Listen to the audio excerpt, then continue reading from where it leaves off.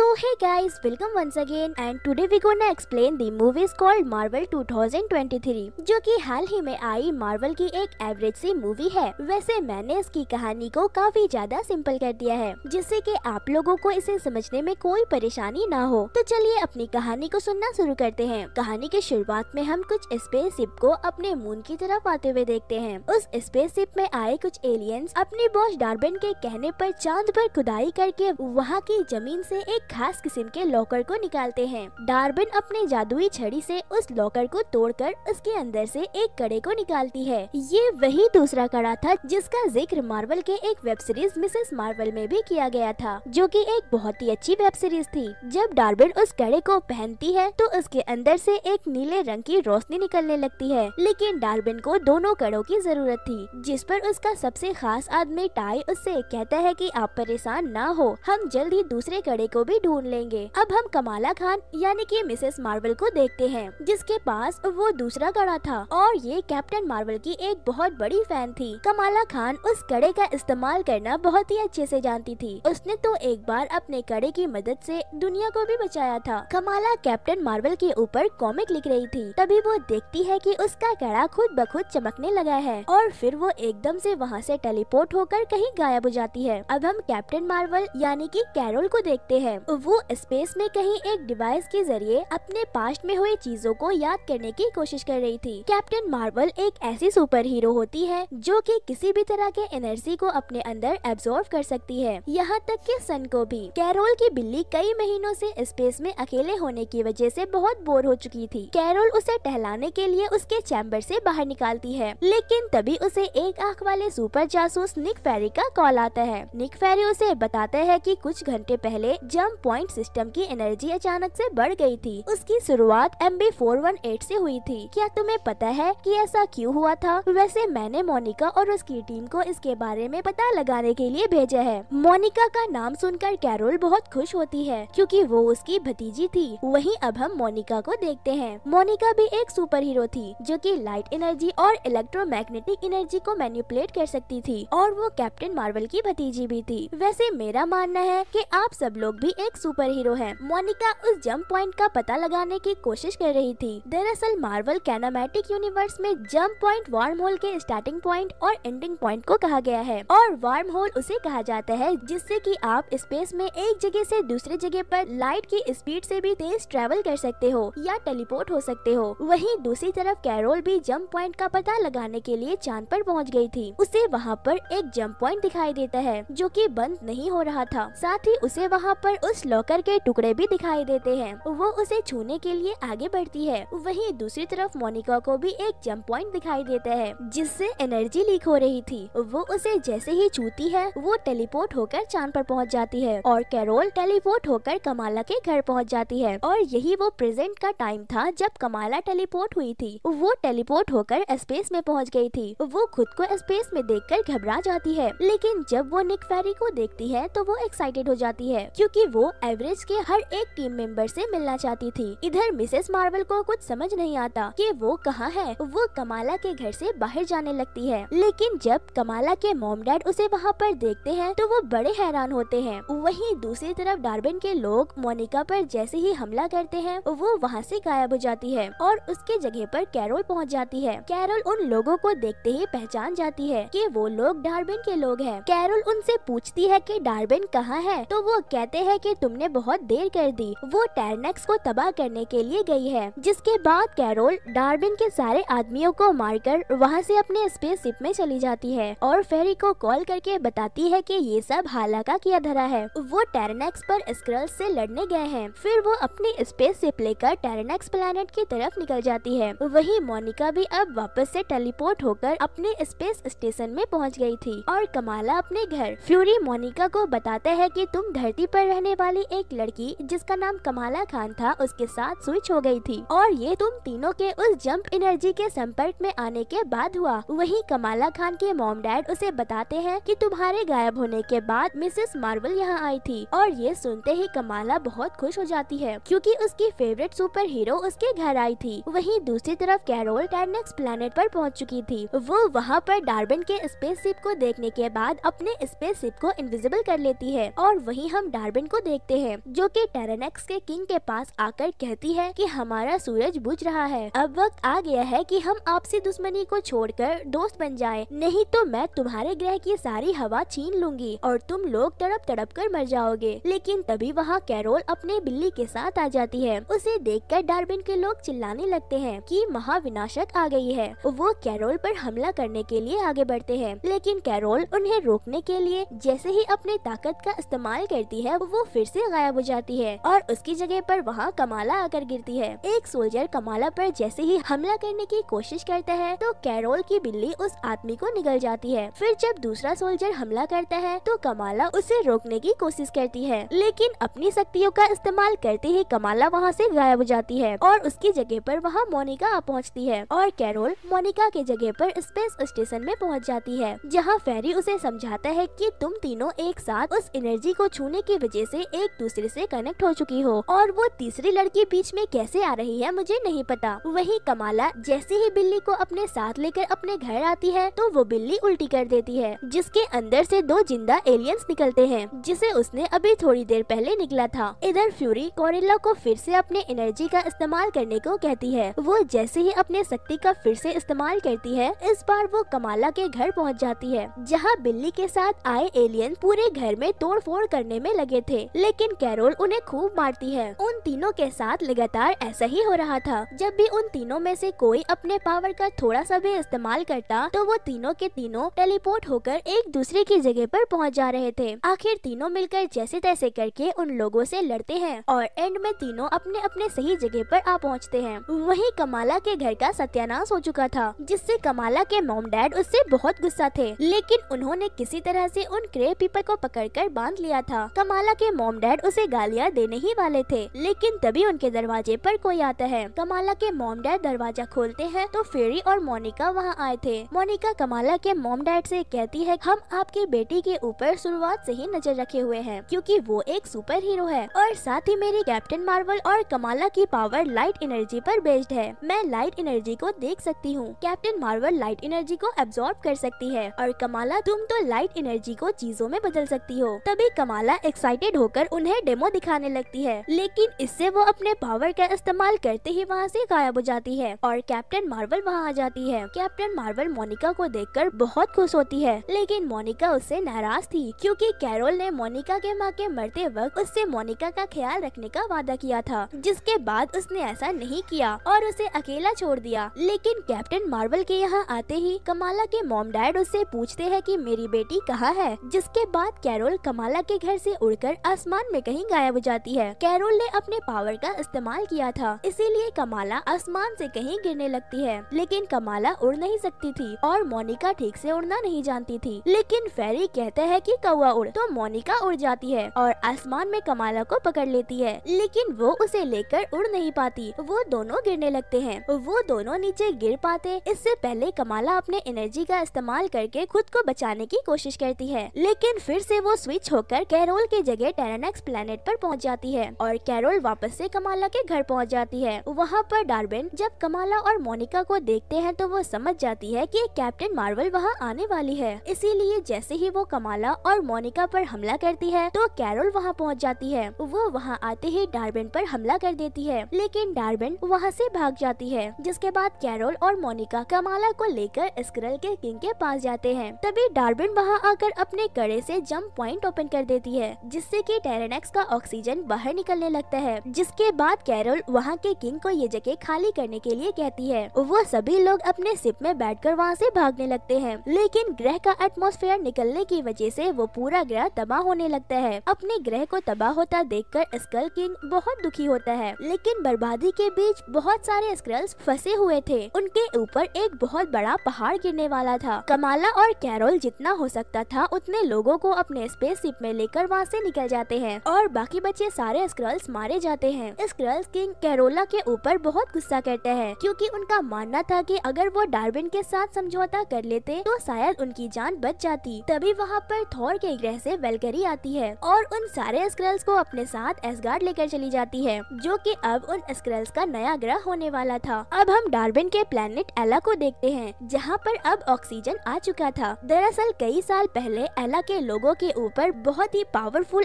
Artificial intelligence राज करता था, लेकिन कैप्टन मार्वल ने एला के लोगों को उस आर्टिफिशियल इंटेलिजेंस से आजाद करने के लिए उसे खत्म कर दिया। लेकिन उस आर्टिफिशियल इंटेलिजेंस का कंट्रोल एला की हवा, पानी और यहाँ तक कि वहाँ के सूरज पर भी था। उस आर्टिफिशियल इंटेलिजेंस के खत्म होते ही उस ग्रह की हवा, पानी और सूरज सब खत्म हो गई और इन सब का जिम्मेदार एला के लोग कैरोल को मानते थे और इसीलिए वो उसे महाविनाशक कहकर बुलाते थे। लेकिन डार्विन ने अब उस कड़े की मदद से जंप पॉइंट ओपन करके दूसरे ग्रह की चीजें अपने ग्रह पर टेलीपोर्ट करना शुरू कर दिया था। वही मोनिका अभी भी कैरोल से गुस्सा थी क्योंकि वो उसे अकेला छोड़कर भाग गई थी। लेकिन कैरोल उसे समझाती है कि मैं तुम्हारे पास वापस आना तो चाहती थी, लेकिन लोगों को मेरी तुमसे ज्यादा जरूरत थी। इसके बाद कैरोल कमाला से खुद को इंट्रोड्यूस करती है। कमाला अपने फेवरेट सुपर हीरो से मिलकर बहुत खुश थी। फिर कमाला उन्हें अपनी नानी का कड़ा दिखाती है और उन्हें बताती है कि मेरी नानी की माँ एक जिन थी और उन्हें 2 ऐसे कड़ों की तलाश थी